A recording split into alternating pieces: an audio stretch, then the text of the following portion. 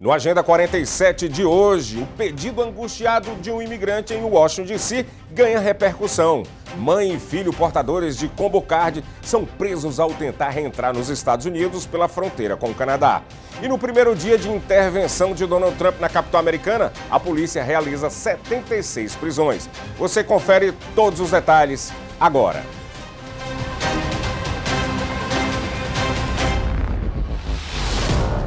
Olá, está no ar o Agenda 47, agora entrando com força total em várias plataformas para você ficar bem informado. Estamos para todos os Estados Unidos e Canadá pela SPT Television, SIC Internacional, e também na plataforma de stream SPT Plus. E claro, no nosso canal no YouTube do Seaba Brazilian Television.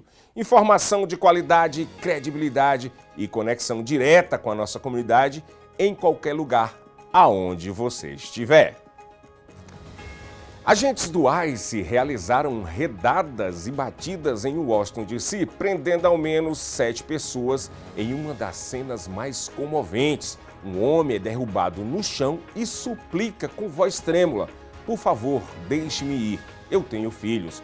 O momento foi gravado e chocou a comunidade local, gerando perguntas sobre os limites das ações de imigração e o impacto humano destas operações. Vamos ver um vídeo do momento da prisão deste imigrante. Por favor, não! Déjeme ir, por favor! Tengo mis hijos! ¡Es amarra! Por favor! Por favor, déjeme ir! Apesar das autoridades afirmarem que agem conforme a lei, defensores dos imigrantes alertam para a necessidade de cautela e transparência. Esse episódio reacende o debate sobre os direitos das famílias em situação vulnerável aqui nos Estados Unidos. Uma mulher da Nova Zelândia, moradora do estado de Washington, e seu filho de apenas 6 anos foram presos pelo ICE ao tentar reentrar nos Estados Unidos pela fronteira com o Canadá. Em 24 de julho, ela tinha em mãos o chamado Combo Card, que é um documento que une autorização de trabalho e status de sobrevivente de violência doméstica, o chamado I-360, mas ignorava que apenas o trabalho estava aprovado. Apesar disso, ela e o menino foram levados para o Centro de Processamento de Imigração em Dilley, no Texas, em condições descritas como semelhantes à de uma prisão, com confinamento noturno e roupas confiscadas. Mesmo com bom histórico e contribuição social como conselheira de jovens, afastá-los do país configura violação de direitos. É o que afirma aliados e o pai, que acredita numa possível liberação ainda esta semana. O Departamento de Imigração dos Estados Unidos, o ICE, estuda comprar uma tecnologia de inteligência artificial para escanear retinas e identificar pessoas à distância até cerca de 4,5 metros, via um aplicativo que compara o olho da pessoa com bancos de dados e redes sociais. A iniciativa ganha força sob pressão da Casa Branca.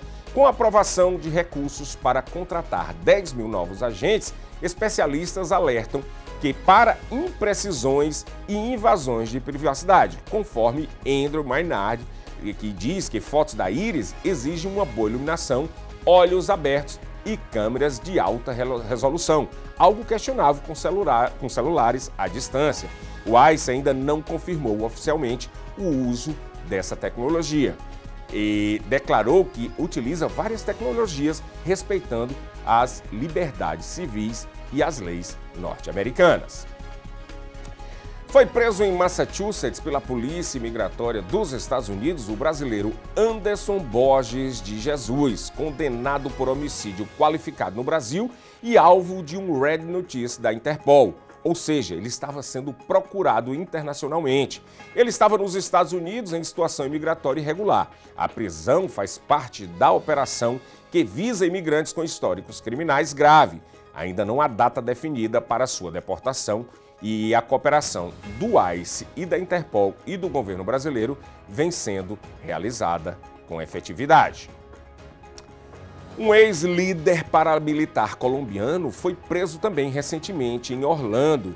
Guilhermo Pérez Alzate, considerado ex-chefe da Autodefesa Unidas da Colômbia e condenado por tráfico de cocaína, foi detido por agentes do ICE em uma operação conjunta da Homeland Security Task Force em 7 de agosto de 2025.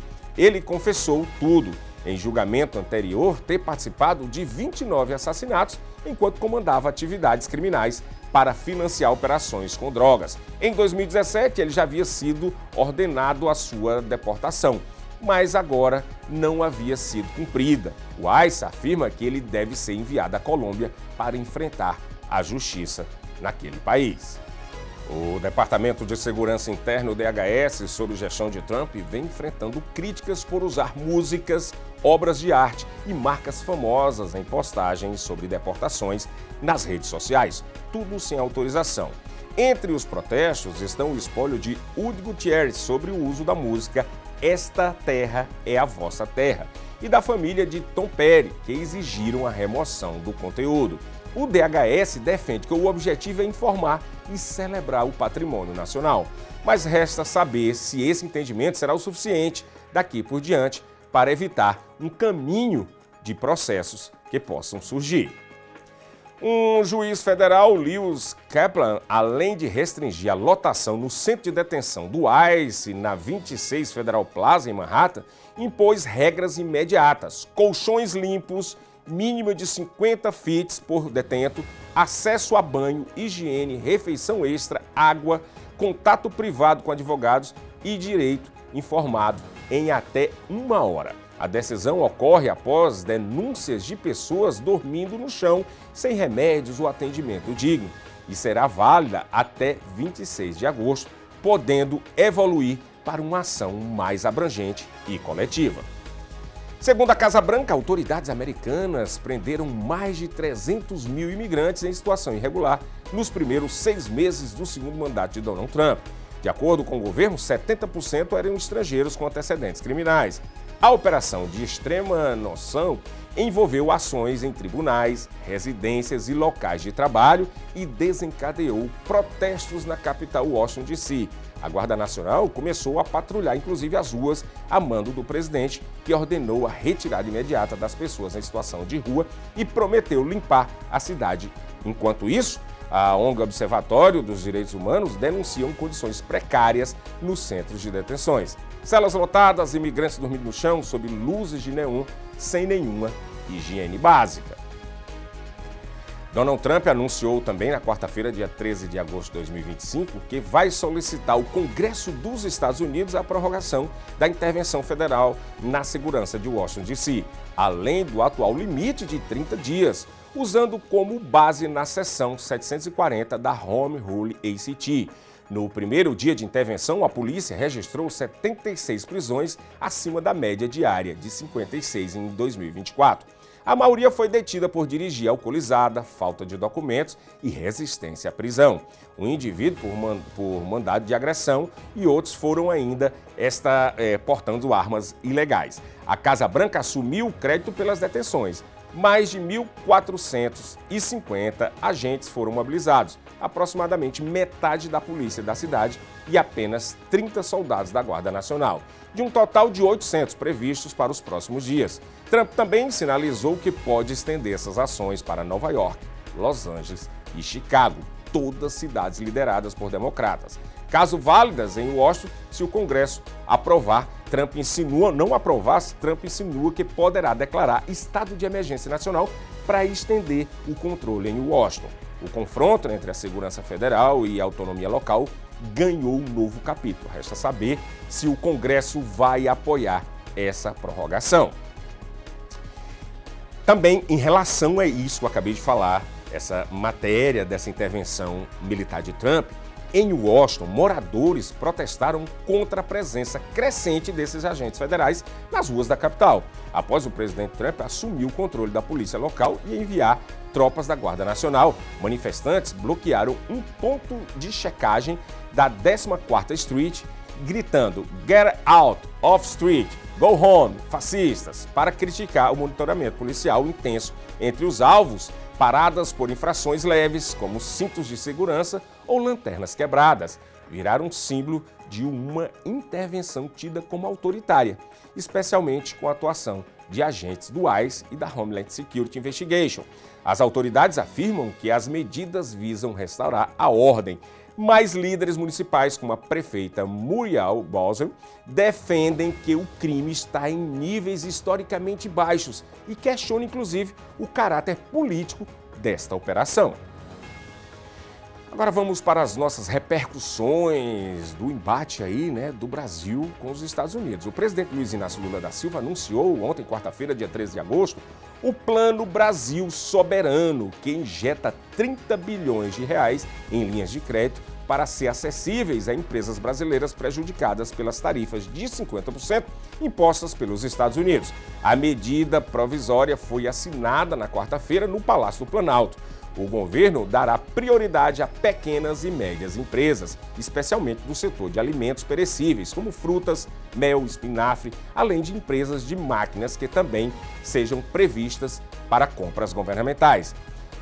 O deferimento tributário também será aplicado e vai reintegrar fortemente os fundos garantidores à exportação, com o objetivo de preservar empregos e buscar novos mercados para os exportadores. O governo destacou que esse é apenas o primeiro passo para possuir uma credibilidade e recursos adicionais, caso seja necessário. Os Estados Unidos revogaram os vistos americanos de 2 servidores brasileiros que participaram da implementação do programa Mais Médicos. Moza Júlio Tabosa Salles, secretário de Atenção Especializada à Saúde, e Alberto Kleiman, ex-assessor de Relações Internacionais. A justificativa do Departamento de Estado é que o programa teria servido como canal de exploração de médicos cubanos, beneficiando o regime cubano e violando direitos trabalhistas e médicos. A decisão também atinge familiares dos dois. No Brasil, o ministro da Saúde, Alexandre Padilha, defendeu Mais Médicos, afirmando que o programa salva e sobreviverá a ataques injustificáveis. Moza Salles, por sua vez, classificou a sanção como uma agressão à soberania brasileira e reafirmou a sua convicção na importância da iniciativa. Já o deputado Eduardo Bolsonaro, do PL, em Washington, saudou a medida como um recado inequívoco e de que autoridades públicas e seus familiares não estão imunes. Vamos ver um trecho do que ele disse. Se for necessário, iremos sim sacrificar tudo, queimar toda a floresta. Que Deus nos abençoe e dá uma olhada no próximo Stories aí, porque o próximo mostra toda a estrutura envolvida na derrubada desse regime. Esta é apenas uma tensão que é inédita entre o Brasil e os Estados Unidos em meio a disputas políticas e diplomáticas. Lembrando que o Brasil tem uma amizade com os Estados Unidos ao longo de 200 anos e amizades fortes e diplomáticas, Vamos ver o que isso vai dar aí, e essas sanções vêm sendo realmente fomentadas pelo deputado Eduardo Bolsonaro. Vamos dar uma olhadinha. Hoje não tem muito jornal, porque os jornais saem geralmente segunda, quarta e sexta, mas tem uma coluna do jornalista Marcelo Malcher que chama Aquarela, aonde ele dá aquela volta junto da comunidade, celebrando aniversário. Então tá aqui, o aniversário do seu Edilson, que é o proprietário, é o dono do Brazilian Times. A coluna Aquarela também felicita pessoas aqui pelos seus aniversários, por suas festas. Tá aqui, ó, Tatiane Carvalho, uma grande cabeleireira, uma grande brasileira que reside lá em Boston, tá aqui também celebrando. Coluna Aquarela aqui no nosso jornal Agenda 47. Olha aí, você tá vendo aí, a gente vai mostrando realmente um pouco do trabalho que a comunidade brasileira faz. Vamos fazer o seguinte, o que é agora? Hora de dar aquele abraço. Vamos dar um abraço na nossa comunidade? Vamos lá, nossa audiência. Quero abraçar a Irene Nunes, que está nos ver lá em Miami. Está nos vendo, Que aqui eu falo português de Portugal e português do Brasil. Wagner Coelho, também lá na Flórida. Jack, ela disse que está em North Carolina e está visitando a filha e teve conhecimento aqui do nosso jornal. Muito obrigado por sua audiência. Continue mandando aí de onde vocês estão, tá bom? Olha, chegamos ao final de mais uma Agenda 47. Quero agradecer imensamente a audiência de vocês. Quero agradecer demais o carinho. Podem ir lá no YouTube, porque o canal do YouTube acaba sendo o nosso canal de contato. Deixe seu comentário, deixa seu like, se inscreva no canal. Escreve lá, pra gente crescer e chegar mais pessoas aí, tá bom? Logo mais às 7 horas da noite estarei de volta aqui ancorando o Brasil News, trazendo as últimas atualizações do dia do Brasil, dos Estados Unidos e do mundo. Em nome da nossa equipe, nosso diretor de controle mesh, Rogério de Souza, e nosso diretor de imagem, o Madureira está feliz hoje, chegou equipamento novo aqui, nosso diretor de imagem, Carlos Madureira, aquele abraço, muito obrigado. Logo mais, temos um encontro marcado. Muito obrigado.